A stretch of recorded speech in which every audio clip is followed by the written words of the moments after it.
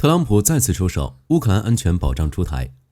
乌俄疯狂对攻，欧洲使馆大楼被炸，莫斯科大爆炸，俄本土遍地开花。俄记者预言莫斯科没有未来。俄最大无人机厂商破产，煤炭工业崩溃。白俄背刺俄罗斯，俄泄露伊朗绝密情报。美军出兵委内瑞拉、弗吉尼亚级出战。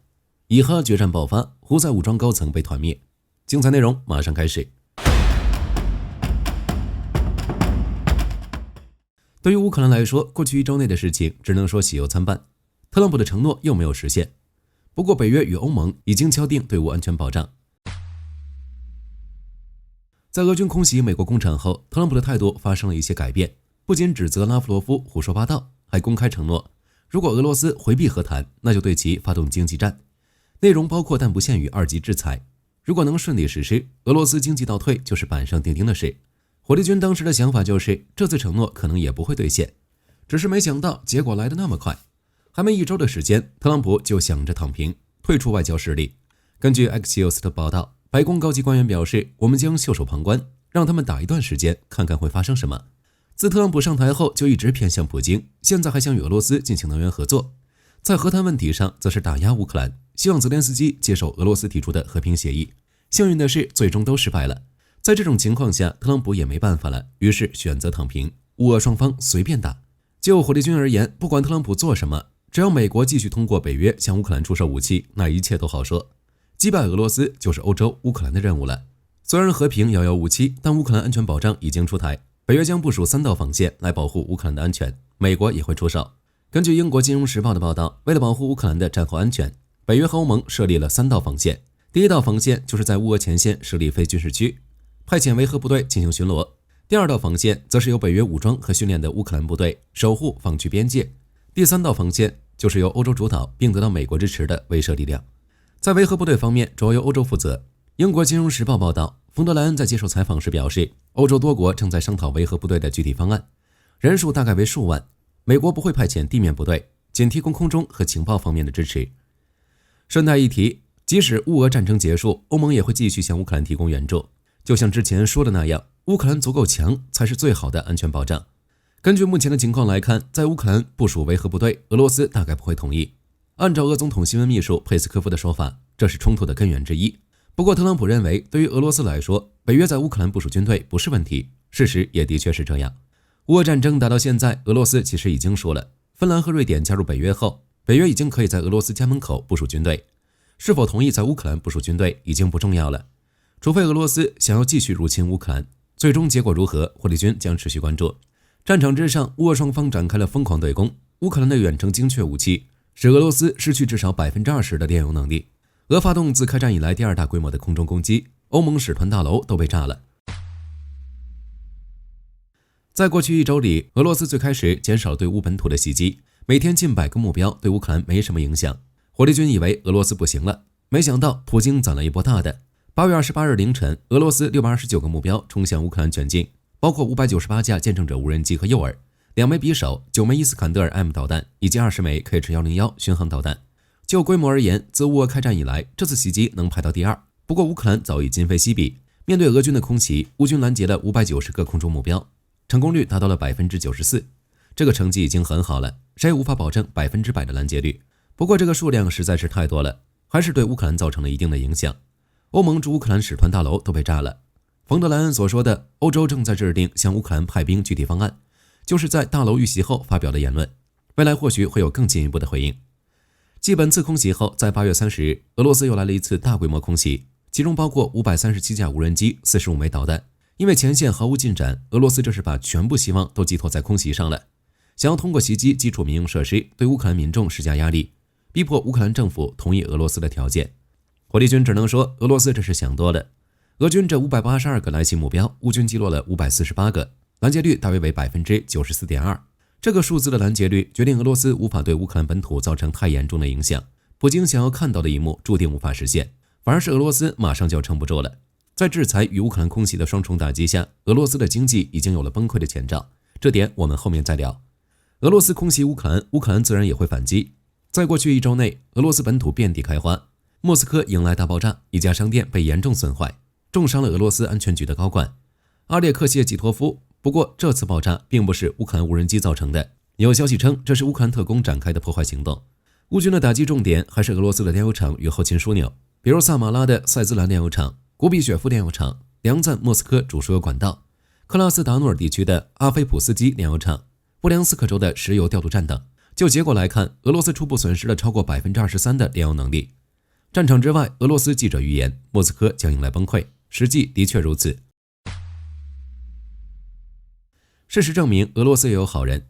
马克西姆·卡拉什尼科明明只是一个军事记者，却说了很多人不敢说的话。在5月份，卡拉什尼科就呼吁停止战争，认为这不会为俄罗斯带来任何好处。7月份表示，俄罗斯无法应对乌军的大规模无人机袭击，俄军的夏季攻势就是俄罗斯丧失战争前的最后一次尝试。更狠的是，在7月18日，卡拉什尼科公开唱衰俄罗斯，在12月前，如果俄罗斯没有击败乌克兰，前线就会掀起一股浪潮，也就是一战结束时，士兵推翻罗曼诺夫王朝，导致俄罗斯帝国崩溃。在8月26日，卡拉什尼科还对俄罗斯的未来做出预言，大致意思就是持续的战争让俄罗斯的经济达到了极限，我们没有那么多的时间了，当前的经济已经分崩离析，俄罗斯联邦正面临动荡，经济形势与1985年苏联改革前夕的情形相似，政治形势则与1917年沙皇政权垮台的情形相似，话里话外都是俄罗斯要凉的意思。在俄罗斯说这话，结果可想而知。吉尔金因为说了太多的实话，现在正在监狱反思，等这一段热度过去，估计就要被丢到前线当炮灰了。对于卡拉什尼科的预言，火力军不缺是否会实现，但可以确定的是，俄罗斯经济已经有了崩溃的前兆。俄罗斯最大的无人机公司卡朗施塔德已经处于破产边缘，数十起债务索赔诉讼的总金额超过了6亿卢布，总负债超过10亿卢布。卡朗施塔德公司的产品很有名，大家应该都听过，那就是猎户座无人机。按道理来讲，在乌俄作战的当下，俄罗斯政府要重点保护这些军工企业。不过很遗憾，俄罗斯连莫斯科都保护不了，更别说卡朗施塔德公司。卡朗施塔德公司之所以走到今天这一步，乌俄战争是最大的因素。美欧的制裁导致外国零部件断供，生产成本提高。不过由于乌俄战争的原因，俄罗斯政府下了大量订单，而乌军的空袭又导致卡朗施塔德公司的制造厂瘫痪，无法履行合约，公司逐渐破产。在俄罗斯这边，这种情况并非个例，制裁切断了零部件来源，乌军的袭击又导致制造厂瘫痪，这一套连招下来，谁也扛不住。另一边，俄罗斯的煤炭行业也不行了，正在历史性崩溃。莫斯科时报报道，俄罗斯统计局的数据显示，2025年上半年，俄罗斯煤炭公司合计亏损23亿美元，其中2/3的公司都处于亏损状态。全球对煤炭的需求是涨的，仅仅是俄罗斯不行了而已。一方面是价格下滑，另一方面则是卖不出去，只能选择停产。1月至7月，俄罗斯煤炭总产量下降了 7%， 煤切尔等主要生产商产量更是暴跌 24%。 企业倒闭也就意味着矿工会大规模失业，结果就是社会动荡。为了拯救岌岌可危的煤炭行业，俄罗斯政府暂停征收采矿税和社会缴款，但这只是治标不治本。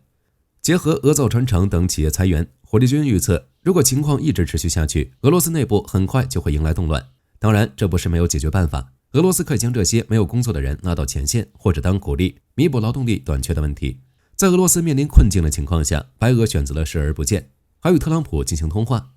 在此之前，俄罗斯还背叛了伊朗，对伊朗的危机视而不见，还泄露伊朗机密，现在伊俄已经决裂。乌军无人机袭击俄炼油厂，导致炼油产能损失，不知道什么时候才能恢复。难受的是，当下正值用油旺季，导致俄罗斯的石油供不应求。前线方向，俄军还有大量的装备需要燃料供应，最终结果就是燃料危机，石油价格大幅上升。作为俄罗斯的小弟，白俄这个时候就要出手，赶紧给俄罗斯送点油，缓解燃料短缺的问题。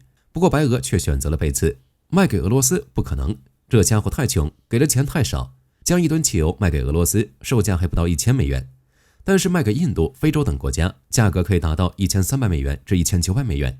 于是白俄就把俄罗斯给抛弃了。值得一提的是，根据法新社的报道，在阿拉斯加峰会开始之前，卢卡申科还与特朗普进行了通话。现在公布的是，双方进行了友好的交谈，卢卡申科邀请特朗普及其家人访问白俄，但双方背地里有没有什么交易，谁又能说得准呢？中东这边则变成了俄罗斯背叛伊朗。阿拉伯防务报道，在12日战争后，伊朗对莫斯科的信任已经降至冰点。在战争期间，面对伊朗的困境，莫斯科选择袖手旁观，甚至将伊朗的敏感情报卖给以色列。按照伊朗的说法，正是俄罗斯的不作为，甚至是倒戈，才导致伊朗在12日战争中输得那么惨。就火力军而言，不排除伊朗这是想把锅甩给俄罗斯，转移国内矛盾的可能。但伊朗对俄罗斯的不满的确是真的。明明是伙伴关系，伊朗却不卖 S-400，就连之前定下的苏35也没了影子。伊朗在2023年就宣布购买苏35，但这些战机至今没有列装伊朗部队。外界甚至猜测这些飞机已被移交给其他客户。白俄背刺俄罗斯，俄罗斯背叛伊朗，这可真是够离谱的。看来俄罗斯距离孤家寡人也不远了。南美地区，美军出兵委内瑞拉，面对美军的远程打击群，俄罗斯仅向委内瑞拉提供无人机，这是在搞笑吗？美军以打击加勒比海毒枭为由，向委内瑞拉海岸派遣军事力量，包括3艘伯克级驱逐舰、1艘提康德罗加级巡洋舰、1艘洛杉矶级 P-8 侦察巡逻机以及4000名士兵。按照美军的说法，这些部署不仅可以执行侦察任务，还被授予执行精确打击能力，这给委内瑞拉吓坏了。南美这地方本来应该是美国的后花园，结果中间出现了叛徒。委内瑞拉跟俄罗斯交好，在美军部署重兵的情况下，委内瑞拉总统马杜罗表示，我要动员400万名民兵保卫国家，捍卫委内瑞拉海洋、领空和土地的完整。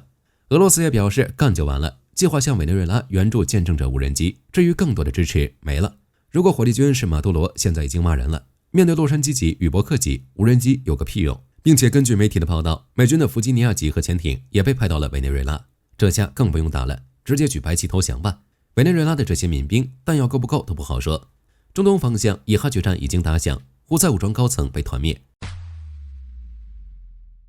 耶路撒冷邮报报道，8月26日，以色列国防军已经在加沙中部展开行动。先是进行了一轮空袭，重创哈马斯地下隧道，之后以军地面部队迅速攻入。就结果来看，以哈双方达成和平协议的概率已经为0了。以色列最想要的还是武力结束加沙问题。面对以色列的攻势，周边国家也做出了应对，比如埃及将4万名军队部署至加沙边境地区，防止难民涌入。在加沙作战的同时，以色列也对胡塞武装展开新一轮打击。以色列媒体称，这次行动是迄今为止以色列对也门最大规模的打击。以色列第12频道、第13频道、YNET 等频道报道，胡塞武装高层被全部消灭，包括艾哈迈德、拉哈维在内的12名高层全部丧生。根据媒体的报道，当时这些人在聆听组织领导人阿卜杜勒·马利克·胡塞的讲话，结果炸弹从天而降。以色列与也门萨那之间距离达到了2000公里，以军战机、加油机想要飞到炸弹的投掷范围，大概需要2个小时。而胡塞武装的会议不会很长，以军想要精准打击胡塞高层，必须提前得到准确的开会时间、地点。结果很明显，以军做到了，只能说摩萨德是真的强，这种绝密情报都能搞到。当前的中东局势可以概括为哈马斯要完，真主党被打残，伊朗都被打到不吭声，胡塞武装绷这么起劲，被以色列暴揍一点也不奇怪。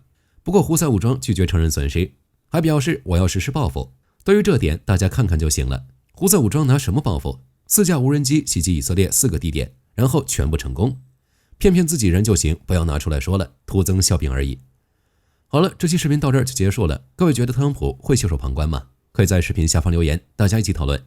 喜欢的话不要忘记点点关注。我是火力军，下期见。